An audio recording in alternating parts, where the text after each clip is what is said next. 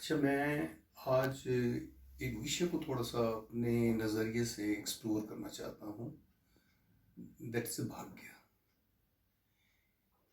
कि हम हर चीज़ आके भाग्य पे खड़ी कर देते हैं कि मुझसे लाइफ में जो भी हुआ शायद ये मेरे भाग्य का लेखा-जोखा था, जो मैं आज देख रहा हूँ या मेरे साथ जो बीत रहा है। बस मैंने सोचा चलो एक फर्स्ट टॉपिक स्टार्ट करते हैं फेट एंड भाग्य के ऊपर। तो मैं इसको थोड़ा अपने ढंग से जो मेरी बुद्धि और मेरा विवेक कहता है उसके अकॉर्डिंगली मैं आपको थोड़ा एक्सप्लेन करूँगा कि भाग्य क्या है। मेरे ख्याल से ये हमारे एक जो पूर्व जन्म के एक प्रारब्ध के अर्जित कर्म है, ये उस पर बहुत ज़्यादा निर्भर करता है कि हमने किस जन्म में किस तरह के कर्म किए हैं। और वो उसी कर्मों के बिहाव पे हमको एक नया जन्म मिलता है, नया परिवार मिलता है और एक माँ की कोख मिलती है। और एक ही कोख में से ये अगर 5 बच्चे हैं, सब अपना भाग्य लेके आए हैं, वो इसी तरह से जैसे कि हाथ की 5 उंगलियां बराबर तो होती नहीं है। हर इंसान का अपना अपना भाग्य है। और हम भाग्य के चक्कर में इस ढंग से समय के साथ बंधे होते हैं कि हम बहुत सी चीज़ों का जो उत्तर है हमारे पास नहीं है, क्योंकि हमने जो कर रहे हैं, जो हमारे सामने आता है, जो हमको समझाया जाता है बचपन से लेके हमारी, जब तक अपने पाँव पे अपनी बुद्धि से हम प्रॉपरली काम नहीं करना सीख जाते या नहीं हो पाता, तब तक हम वही कहते हैं जैसे हमको समझाया जाता है। लेकिन एक स्टेज के ऊपर हम आके देखते हैं कि ये चीज़ें भाग्य के ऊपर बहुत निर्भर हैं, क्योंकि हमने ये देखा है कि बहुत से लोग ऐसे हैं जो कि ना विद्या है, ना उनके पास परिवार है, ना उनके पास कोई इतने कॉन्टैक्ट्स हैं, लेकिन बहुत विद्यमान, बुद्धिमान, बहुत बड़े लोग उनके पास काम भी करते हैं, उनकी जी हजूरी भी करते हैं, उनकी हर बात को मानते हैं। तो अगर हम उसकी तुलना करें कि उसका भाग्य ही ऐसा था कि उसने इस जीवन काल में इस विषय पे काम करना था, और जो भगवान ने उसके द्वारा करना था, करवाना था, वही वो करता है। और ये कि मैं चलो छोटी सी एक बीच में घटनाएं कहानियाँ आपको सुना देता हूँ कि जैसे एक बार की बात है, एक राजा था। तो वो राजा ऐसे था कि वो शहर में जा रहा था, तो उसने देखा कि एक नौजवान लड़का, बहुत खूबसूरत लड़का, वो रास्ते में बैठकर जो मंजियाँ होती हैं बुन रहा था। जो पंजाब में कहते हैं दौड़ बुनते हैं, मंजियाँ बुन रहा था। तो राजा ने कहा भी इतना खूबसूरत नौजवान लड़का है, तो कैसा काम कर रहा है, बेचारे को क्या मिलता है। तो उसको जाके वजीर को भेजा कि पूछो कि तो क्या करता है, कब से कर रहा है। तो वो कहता है जी मुझे इसका जो पगार है 1 आना मिलती है। उस ज़माने में आने दुआनी होती थी, तो रुपये का बहुत छोटा हिस्सा होता था। तो कहा भी नहीं, उसको उन्होंने, राजा ने 100 रुपया निकाल के दिया, और जो उस वक्त पे 100 रुपया बहुत बड़ा था। तो वो बच्चा जो था उसने 100 रुपया देखा तो वो बहुत खुश हुआ। तो उसने ऐसे 100 रुपया लेके, तो सिर पे साफा बांधा था, पगड़ी ऐसी बांधी थी। उसने कहा भी कब मैं दौड़ बुन रहा हूँ, तो पगड़ी के किनारे के ऊपर 100 रुपया बांध के तो अपना काम करने लग पड़ा। तो उसने रास्ते में जाता सोच रहा है कि चलो मैं अब कोई बड़ा काम करूँगा। तो बात अब यहाँ होती है कि वो अपने साफे में पैसे बांध के रास्ते में सोचता जा रहा है चलो मेरी गरीबी कट गई। तो आने से क्या बनता था, वो पैसा लेके रास्ते में जाते जाते कहता है भी चलो आज घर जाना है बेगम खुश करने के लिए। उसने रास्ते से जाते थे एक मीट की दुकान पे गया कि चलो उस अन्य का मीट ले लेते हैं, तो मेरा पैसा बहुत है तो मैं ले। तो उस ज़माने ऐसे थे कि जिस ज़माने में कोई लिफाफे या पैकेट नहीं मिलते थे, लोग कपड़े में ही सामान लेके जाते थे। तो उसने क्या किया, वो मीट जो था अपने साफा खोला, उसमें डाल के लपेट के सिर पे रख लिया। तो वो भाई साहब जा रहे हैं खुशी खुशी से मन में। तो उसको पता नहीं चला कि कोई इल थी जिसको हम ईगल बोलते हैं, वो ऊपर आसमान में घूम रही थी। तो उसने देखा भी कि मीट दिखा उसको, तो वो आई, उसने आगे सीधा साफा उठाया। तो उसका साफा भी लेगी तो मीट भी लेगी, तो मीट लेने के चक्कर में तो साथ में उसके पैसे भी चला गए बेचारे के। अब जब बेचारा मायूस सा बैठा घर में गया, तो बेगम पूछती भाई आज की कमाई, कहता आज कोई कमाई नहीं हुई। तो वही जो रूखी सूखी दिखाई उसने बेचारा फिर आ गया झाड़ी पीछे, सोचा भी मेरे भाग्य में नहीं था। ठीक है। तो बेचारा फिर आया। तो एक दिन फिर वहाँ पे राजा कहीं जा रहा था। तो राजा ने कहा यार ये बंदा कुछ फ्रॉडी सा लगता है कि ये तो फिर वो लड़का है, हमने उसको पैसे दिए तो ये अभी वो मंजे बुन रहा है, दौड़ बुन रहा है। तो कहता है ये कोई फ्रॉड सा बंदा लगता है। कहता है वजीर, कहता नहीं हो सकता है कोई मजबूरी हो। तो फिर उसको बताते नहीं हमने तेरे को पैसे दिए थे पहले, और जाके उसे फिर वही बात करते हैं। तो उसको फिर एक वो 100 रुपये का नोट देते हैं। तो 100 रुपये नोट दे के वो इस बार पूरे पैसे उसे बांध के तो घर ले जाता है। कहते रास्ते में आते आते वो कहते हैं कि कोई काम करना है, तो मुझे काम तो कोई आता नहीं हो कि कहते मैं कोई ऐसा काम करता हूँ जिसमें इसको मैं मल्टीप्लाई कर सकूँ, मैं एक छोटा मोटा काम अपनी दुकान से खोल लूँ। उस ज़माने में 100 रुपये दुकान खुल जाती थी। तो क्या हुआ जी, उसने ये जो घर गया था उस ज़माने में, पुराने टाइम पे देखो ना, घरों में आटा छानने के लिए छान बूरा होता था। तो छान बूरा जो हम डब्बों में डाल देते थे, पेटियों में डालते थे। तो कहता है भी घर में रखने की जगह क्या होती है, उस टाइम पे लॉकर ट्रंक तो होते नहीं थे। उसने किया कि वो छान बूरा लिया, तो पैसे लिए छान बूरे के नीचे छुपा दिए। अब वो कहते हैं तो ठीक है, अब ऐसे है कि अब मैं 1-2 दिन में अपना काम सोचता हूँ, तो काम करता हूँ तो अपने अपने हो जाएगा जैसे भी ठीक है।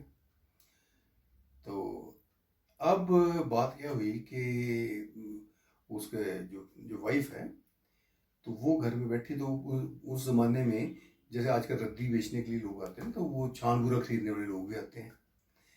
तो वो आते हैं तो वो आके कहते हैं भी कि छान बूरा लेना। वो कहते हैं यहाँ पेटी भरने वाली है। वो कहते बीबी मैनू दे दे छान बूरा। तो वो बेगम जी उसको छान बूरा उसको देती हैं। वो कहते हैं कि बीबी अगर इतनी गत्ते की पेटी है तो अब मैं कहाँ डालूंगा, भर गई मेरी, तो तू पेटी समेत ही दे दे। वो कहते चल पेटी समेत ले जाए, मैंने क्या करना है। पेटी समेत दे देता है। वो ले गए छान बूरा, चला गया। चला जाता है तो फिर वो रात को शाम को आता है।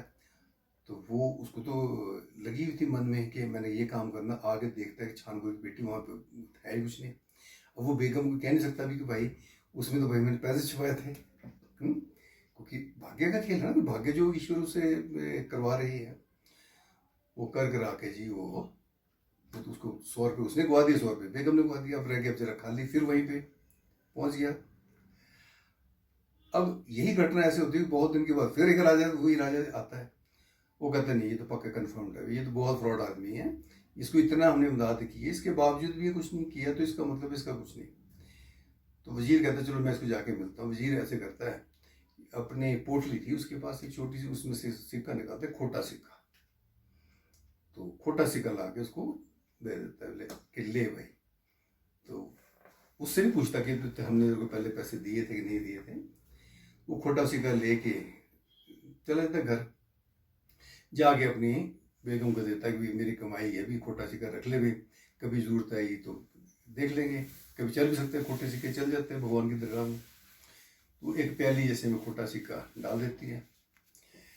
अब क्या होता है कि वो जो जहाँ रहते थे ना उनके घर में, उसके पड़ोस में एक मच्छी वाले थे, मच्छी पकड़ने वाले। तो वो जब मच्छी का जाल बुन रहे थे, उनके पास कुछ जाल बुनने का बकाया रह गया था। तो धागा खत्म हो गया। तो वो कहती है उसकी औरत के कि पड़ोस से ना कोई पैसे मांग लो, थोड़े से मिल जाए पैसे, आना दुआना, तो हम थोड़ा धागा ले आते हैं, इसको बुन लेते हैं, तो मच्छी पकड़ लेंगे।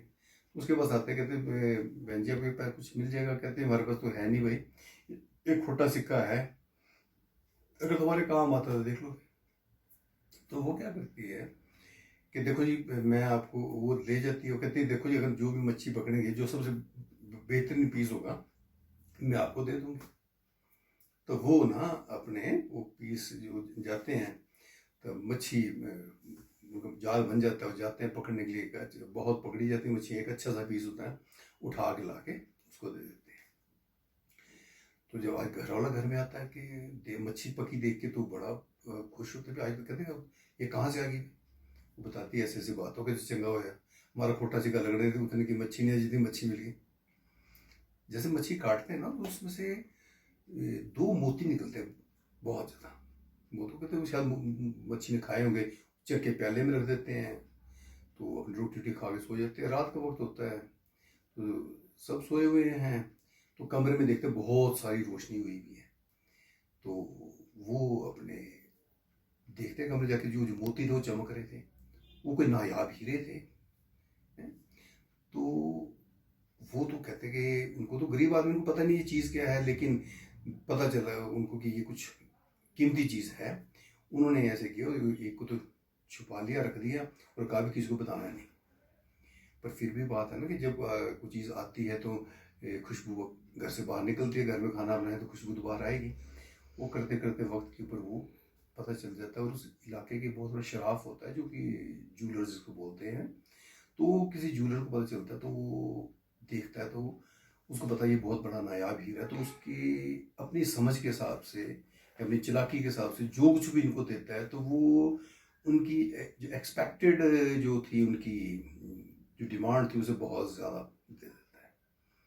हालांकि वो जो 100 रुपया राजन ने दिया था, उससे बहुत बड़ा अमाउंट होता है। वो पैसा जब उसको मिलता है तो बहुत खुश होता है। वो कहता है नहीं, अब तो ये मेरी अपनी पैसा है कमाई का। अब वो बहुत बड़ा अपना घर बनाता है। उसके बाद उसी चौक पे जहाँ पे मंजियाँ बुनता है, तो वहाँ भी जाके बहुत बड़ा मकान खरीद लेता है, तो दुकान बना लेता है, कारोबार हो जाता है। तो एक बार फिर वो राजा वहाँ से क्रॉस कर रहा था, देखते नौजवान तो वही है, लेकिन ये तो बहुत बड़ी दुकान में बैठा हुआ है। तो राजा उसको बोलता है, हाँ भी कि ये कहाँ से आया भी तेरे पास इतना कुछ? तो कहते हैं, मैं आपको बता तो दूंगा, पर आप राजे हैं मेरे, पर मैं यहाँ नहीं बताऊंगा, अगर आप मेरे घर चले तो फिर बताता हूँ। तो वो राजे के साथ, राजा उसके घर चला जाता है। तो कहते घर में वो उसको खाना खिलाता है, तो खाना बनाता है, तो उसके बाद उसको सारी बात बताते हैं, ऐसे ऐसे हुआ जी मेरे साथ। तो वो कहते हैं कि हमने 100 रुपये, फिर सारी कहानी बताता है, आपने 100 रुपया दिया था, तो वो अपने ईगल ले गई थी, फिर दूसरे पैसे थे वो छानबूर में चले गए। तो अब वो कहता है भी कि जो राजा आता है, राजा के साथ बहुत सारे घोड़े होते हैं उसके, जो राजाओं के साथ उनकी पूरी पलटन होती है। अब राजे की जो पलटन थी, तो वो कहते हैं उनके, तो जो राजा कहता है मेरे खाने पीने का इंतजाम किया, तो मेरे ये घोड़े रहे, इनका भी थोड़ा बहुत इंतजाम देख लो, कर लो। कहते कोई बात नहीं जी। वो जाता है, जो उसके घास फूस खरीद के लाता है, छाण बुरा लाता है। तो जो छान बुरा लाता है, तो वो देखिए कि भाग्य का क्या खेल होता है कि बाकी छान बोरे में उसकी वो पेटी भी होती है जो उसकी औरत ने दी होती है। तो जिसको छान बुरे वाले को दी थी, उसने पेटी की पेटी रखी थी कि छान बुरा ही खरीदने वाला आएगा, छान बुरा की पेटी खरीद के ले जाएगा। वो आके जब छान बुरा डालता है, तो उसके 100 रुपये भी उसको मिल जाते हैं। तो ये वक्त की बात है ना, वक्त और भाग्य आपका किस वक्त पे आपको, आपकी अपनी ही दी हुई चीज़ आपको कब मिलती है। तो वो राजा को बताता है, ऐसी बात है। तो राजा वो जो हीरा देखता है उसके पास, तो वो कहता है कि मेरे साम्राज्य का बहुत बड़ा हीरा है। तो उस जो एक मंजी बनाने वाला था, उस हीरे की बदौलत उसको अपना वजीर बना देता है कि बहुत किस्मत वाला है। कि भाग्य का खेल ऐसे है कि हम भाग्य के खेल के साथ ही लड़ते रहते हैं सारी जिंदगी। और दरअसल हम ऐसे हैं कि सब कुछ होने के बाद भी रोते क्यों रहते हैं, हर वक्त हम चिंता में रहते हैं, क्योंकि हम अपने भाग्य से चिंतित नहीं हैं। हम चिंतित वो हैं, अगर कोई किसी को कुछ मिल गया, तो हम उसमें कई तरह की त्रुटियां निकालेंगे, ये हेरा फेरी की होगी, इसने बेईमानी की होगी, इसने फलाना किया होगा, तब ये बन गया, मुझसे काबिलियत नहीं था, ये हुआ। क्योंकि हम अपने दुख से दुखी नहीं होते, हम दूसरे की खुशी से ज़्यादा दुखी हो जाते हैं। लेकिन जो उसको मिला है, उसके भाग्य को मिला है। तो एक छोटी सी एक स्टोरी के माध्यम से मैं आपको एक मैसेज दे रहा हूँ कि हमको बहुत सी चीज़ें ऐसी हैं जो कि वो ईश्वर के ऊपर छोड़नी चाहिए, कि ईश्वर ने जिसको भी दिया है, तंग दिली से नहीं दिया, बहुत खुश दिली से दिया है। लेने का तरीका आना चाहिए, क्योंकि पत्थरों के बीच में वो हीरे पैदा होते हैं, और हीरे भी उनको मिलते हैं जिनको उस कुदरत की, उस ईश्वर की कृपा होती है। और हमें जीवन में मित्र, दोस्त, रिश्तेदार, ये सब एक नायाब हीरे हैं, इनकी कदर करो, और अपने जीवन का एक मकसद समझो कि हमको ईश्वर भेजा किस पर्पस के लिए था, और हम कहाँ खो के चले गए। धन्यवाद।